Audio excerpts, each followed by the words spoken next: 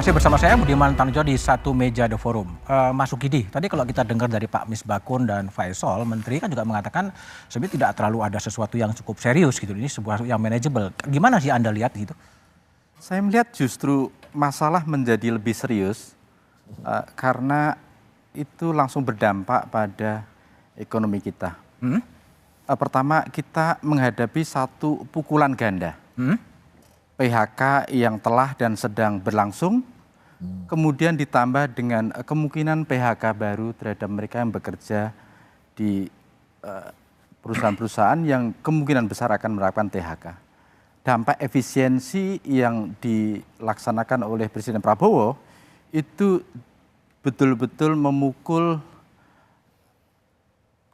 okupansi di dunia perhotelan dan mereka sedang menjerit karena tingkat kehunian itu amat sangat rendah.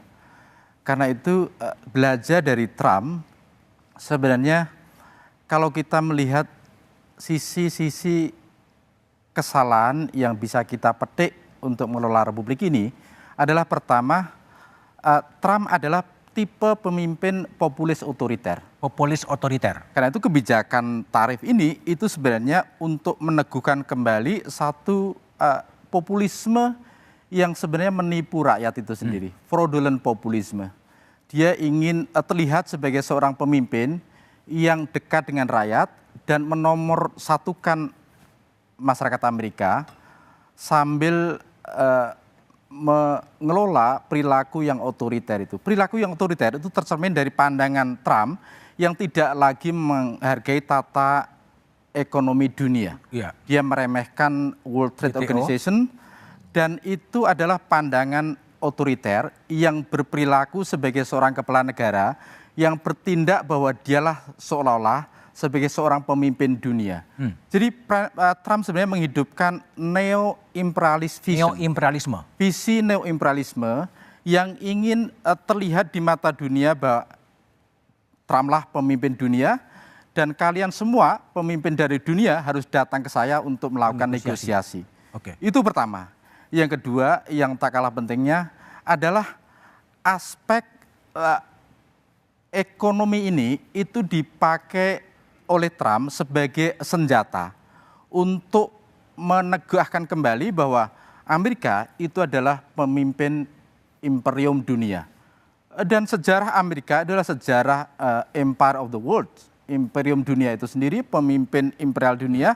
Dan karena itu dengan kebijakan ekonomi ini, Trump ingin mengirim pesan kepada dunia. Saya bisa mendikte kalian semua dan kalian semua harus melakukan negosiasi kepada saya. Inilah watak otoriter yang harus kita hindari dalam konteks mengelola Republik ini. Kalau otoriterisme ini dipelihara untuk mengelola Republik ini, kita menuju kehancuran itu sendiri. Menuju kehancuran. Oke, Pak Beni. Seberapa besar kekhawatiran dunia usaha sebenarnya? Kalau tadi kan parlemen mengatakan ya ini semua manageable gitu. Kalau dunia usaha kira-kira seperti apa sih sebenarnya kekhawatiran terhadap perilaku dari Trump ini? Iya, kekhawatirannya kan kalau dunia usaha paling simpel ordernya berkurang. Ya kan? Sebelumnya kita tentu harus berpikir mencari market yang baru. Nah, mencari market yang baru itu memang tidak semudah kalau kita jualan pisang goreng ya. Artinya kita kan mencari pembeli yang memang butuh kita dan kita butuh mereka. Dan ini hubungannya hubungan panjang ya. Saya punya pembeli di Jerman tuh sampai sekarang dari tahun 87 sampai sekarang masih setia sama saya. Jadi panjang itu ceritanya hubungan itu. Karena mereka juga melayani publik yang pembeli mereka yang setia.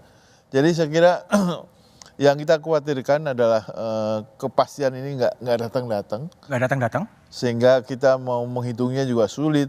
Apakah kita mempertahankan pekerja kita fleetnya itu segitu jumlahnya atau kita kurangi.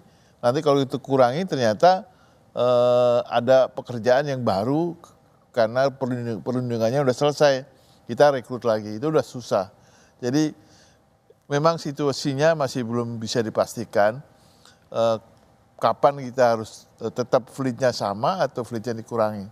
Kalau ordernya makin banyak kan kita harus nambah orang. Kalau ordernya sedikit kita ngurangin orang. Kalau ngurangin orang pun juga harus berpikir pesangon kan juga nggak murah, Mas. Aturan main pesangon ini di Indonesia paling mahal nih. Jadi ini juga kita untuk ngurangin itu juga agak sulit. Artinya melihat kemampuan cash flow juga. Kalau kita kurangin cash flow-nya dari mana nih? Ya, jadi itu yang khawatirkan, ya? Yang kita ragukan. Mas Faisal, Wamen. Jadi bagaimana pemerintah merespon adanya kekhawatiran dari dunia usaha kalau ketidakpastian ini panjang sebetulnya? Memang, makanya penting apa yang dilakukan oleh Pak Presiden Prabowo kemarin untuk melakukan dialog langsung dengan para pengusaha, dengan para pelaku usaha, dengan asosiasi, dengan stakeholders yang ada di industri dan perdagangan kita. Dan yang diinginkan Presiden adalah transparansi. Jadi ingin bicara bahwa situasi ini bukan hanya kita yang mengalami, tapi seluruh semua ya, mengalami. Tetapi pemerintah akan melakukan beberapa langkah yang perlu support juga oleh kalangan pengusaha. Dan Presiden juga berkomitmen, misalnya salah satunya jangan ada PHK lagi. Kita berupaya untuk PHK tidak terjadi. Bagaimana caranya itu yang harus dilakukan secara bersama-sama. Makanya ada istilah Indonesia Incorporated itu kemarin yang disampaikan oleh Bu Sinta itu ditanggapi sangat serius oleh Pak Presiden. Bahkan Pak Presiden menerima usul untuk dibuat Satgas PHK. Dari Serikat Pekerja bersama-sama, bukan hanya Serikat Pekerja tapi juga pemerintah, pengusaha dan semua untuk masuk di dalam Satgas PHK itu. Jadi ini upaya untuk dilakukan transparansi, dialog dan sama-sama memahami antara posisi pemerintah dan apa yang dilakukan oleh pemerintah terhadap usulan tarif Trump ini. Dan juga apa yang dialami oleh teman-teman pengusaha termasuk kegamangan, ketidakpastian itu bagaimana harus direspon. Yang salah satunya adalah dalam beberapa kali pertemuan kami di Rakortas itu membahas mengenai pasar baru, diversifikasi pasar yang misalnya di Eropa, di Afrika. Kalau misalnya isu mengenai kemarin non-tarif barrier, non-tarif measure selesai, maka EU-SEPA bisa segera ditandatangani. Bulan April ini akan ada delegasi dari Parlemen Eropa untuk menindaklanjuti EU-SEPA dan saya kira itu bisa menjadi pertemuan terakhir sebelum kita menandatangani EU-SEPA. Itu peluang yang besar. Bu Felisa, jadi kalau Mas Wamen kan mengatakan Presiden Prabowo sudah bertemu dengan pelaku-pelaku ekonomi. Betul. Sudah cukup atau memang perlu ada yang dikerjakan lagi sebetulnya? Iya, tentu ada follow up ya, tapi sebagai langkah awal bahwa ada komunikasi antara eksekutif pemerintahan tertinggi dengan para pelaku usaha, dengan para ekonom itu sudah satu signal yang baik karena artinya bahwa kita ada kebersamaan. Jadi decision itu tadi tidak diambil secara otoriter ya, tetapi bersama-sama karena asumsinya kalau itu melibatkan partisipasi publik lebih baik, otomatis bisa mewakili apa yang dirasakan oleh rakyat, kemudian juga apa yang langkah bersama ke depan. Jadi menurut saya itu sudah langkah yang sangat baik.